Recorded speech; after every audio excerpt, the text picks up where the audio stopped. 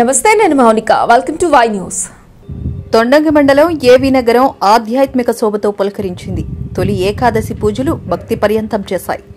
గ్రామంలో కొలువుదీరిన శ్రీ శ్రీదేవి భూదేవి సమేత కళ్యాణ వెంకటేశ్వర స్వామి ఆలయం భక్తులతో కిటకిటలాడింది. గురు పౌర్ణమి పురస్కరించుకుని శాసన మండలిలో ప్రతిపక్ష నేత యనమల రామకృష్ణుడు, విజయలక్ష్మి దంపతులు, తుని ఎమ్మెల్యే యనమల దివ్య కుటుంబ సభ్యులతో కలిసి సాయిబాబాను దర్శించుకున్నారు. ప్రత్యేక పూజలు గావించారు.